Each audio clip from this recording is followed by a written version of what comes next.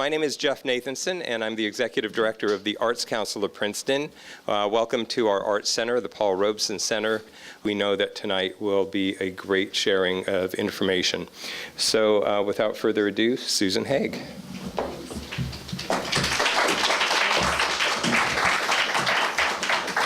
Thanks very much, Jeff, and a very warm welcome to all of you. We're offering an opportunity for people with a lot of responsibility in news to step out of their official capacities and be here as citizens.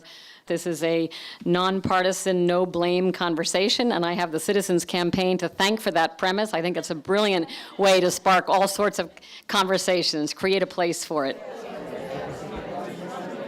Michael Shapiro. Michael is CEO and publisher of thealternativepress.com. You know, in 2005, I was doing internal investigations and white-collar defense in New York and commuting back and forth from New Providence, New Jersey. I was working crazy hours, and plus, in 2006, my son was born, and I barely got to see him. My wife and I talked, and we said, you know, what could we do that would really help our community, where we could do something we'd really like to do? We came up with this concept of an online, objective, daily local newspaper. And we launched in Summit, New Providence, and Berkeley Heights. The mission, our mission, you know, is to provide, you know, objective local daily news and to create an informed citizenry. But an informed citizenry, in my opinion, is not just an informed citizenry regarding your local news in your town. It's also an informed citizenry when it comes to arts, when it comes to education, when it comes to environment. You know, we have reporters who are out there covering environmental issues in our towns. We just do it from the ground up, and we do it in a local way. Chris Satullo. Chris is VP of News and Civic Dialogue, WHYY. Last week, I was in San Francisco, as was Debbie, who'll be up here in a minute, for the meeting of the Online News Association, which is the largest gathering of journalists in America now. So think about that. The online journalists is the largest gathering.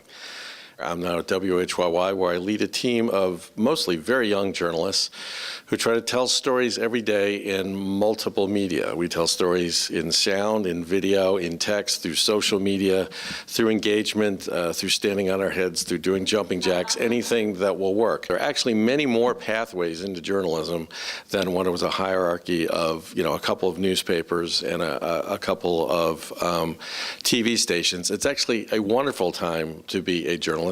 There is ferment, and the greatest thing is the young people get to invent the model that's going to win the 21st century. Nancy Solomon. Nancy is the managing editor, the new managing editor of New Jersey Public Radio with WNYC. I think the hallmark of public radio is producing compelling content, telling stories that matter, and when you do that, when you tell stories that matter, people actually call you up and give you money. It's kind of amazing. We now have 11 million people coming to our website from all over the country. We've got 1 million people listening to us every day. We've got 350,000 people in New Jersey already listening to us. So I'm kind of the good news gal here, I guess. I feel like it's an exciting time, and I think, you know, hopefully we're going to figure out how journalism goes forward and gets funded. I think the public radio model is one model that's working and can be played with for other formats. Shan Holt. Shan is Executive Director of New Jersey Council for the Humanities. So what fascinates me about life today in the news and life in the humanities is that most of us are looking down rather than up for help, for allies, for truth, for authority, for support, for inspiration. And I think that grassroots quality of the humanities is happening at museums, it's happening at libraries, it's happening in homes, it's happening in neighborhoods. And the challenge for those of us who do this professionally, to my way of thinking, is to hear those voices and figure out what do we bring as trained professionals that can tease out some convergence, some accumulation. How do we turn all those individual voices into a chorus that can sing us forward? That's the challenge of the professional, not to deliver the stuff, but to organize the stuff. enjoy a mix and mingling for about 10 minutes. When we come back, we're going to turn the tables. We're going to think now in terms of what citizens need. We're going to let the broadcasters be thinking as citizens, and we'll let the humanists be the broadcasters.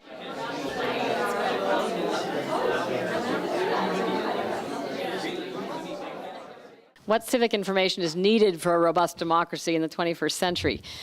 We're always hearing how Washington needs to change, but there's very little discussion of citizens and what we need to do and what information we need. So these three gentlemen have a magic wand and can talk about how they would change New Jersey citizens' behavior, habits, and interests, and why. Does this have anything to do with motor vehicles? I have to say, I was well acquainted with the graduates of the Jersey Institute of Highly Aggressive Driving when I lived in North Jersey, and I haven't seen it as much down here, and I'm very grateful that people are actually polite. You know, I think it really boils down to talking to your neighbor over the fence or at a barbecue, getting involved in what's going on in your neighborhood. I've always tried wherever I've lived to find out what's going on around me, learn the history of the community. I think it's incumbent on those of us in the media in whatever form to give them material that they can relate to. Citizens need to be engaged about their own neighborhoods and have a sense of pride. I'm going to go all English major on you. One of my favorite novelists is E.M. Forster, and in one of his novels, Howard Zinn, the motto is "Only Connect." And I've always made that my motto for the kind of journalism I want to do, to try to connect the global to the local to the global, the story over here to the story over there, this community, that community. So I do wish that sometimes people could connect the problem they're upset about over here with the solution that they don't seem to be able to get their minds around. If I had a magic wand, what would I do? I'd make everybody a Pittsburgh Steelers fan. But the reason I say that is it's the icebreaker for me wherever I go. I walk down the street in Newark, I always get questions about the Steelers. And then we start talking about other things. And then we start realizing, oh yeah, we are human. We are from the same area. We work in the same town. We have the same feelings about things. Maybe we should try to talk to each other just a little bit more. Maybe that will help. So Meadowlands, I see a hugely deep, multi-layered story in the making in the next couple of years. It's an 8,400-acre recovering wetlands. It's the site of an 80,000-seat MetLife Stadium, the 2014 Super Bowl with 30,000 journalists with cameras tweeting about what the Meadowlands is like. Site of a proposed American Dream amusement park and water park with an estimated 40 million visitors a year. And to help us approach this complex, evolving saga, and can we do it cooperatively, I invite Nancy and Debbie and Bob Males up to the hot seats. I did a story about how this dumping ground had turned into one of the most amazing restored wetlands and open green belts in the New York region. It is the biggest undeveloped swath of land in the New York region. Development stories and economic stories and money stories are hard stories for us radio people to tell. You know, we write for the ear, we tell stories for the ear, and you've got to have characters, you've got to have description, you've got to create a scene, you've got to have sounds that put the person there. So I would say this is a story, you have to figure out a compelling way to tell it, and you got to pick it apart. I think there would be an incredible opportunity for collaboration between different media. Because for television, this is such a visual story. The first thing I thought of was, I'd like to see a documentary. I want to know what were the forces, 10 million years ago that created Meadowlands. And I wonder what will the Meadowlands be like in 20 years and 50 years. And I think that those are things that, we could do together on the internet, radio, and television. You hadn't mentioned my two favorite parts of the Meadowlands, which are the Eileen Fisher outlet in Secaucus and Field Station Dinosaurs, which is the new dinosaur park that I wrote about in New Jersey Monthly in May. It's the ultimate collaborative project. And because there's so many different pieces to it, you've got that whole, geological story. Why do you have all these swamps there that it's unbuilt on? There's got to be a geological reason for that. I think it's just a fabulous collaborative story to be told with many different news organizations and niche niche producers, and there's a cultural story, and there's just all kinds of fun things there that can be done.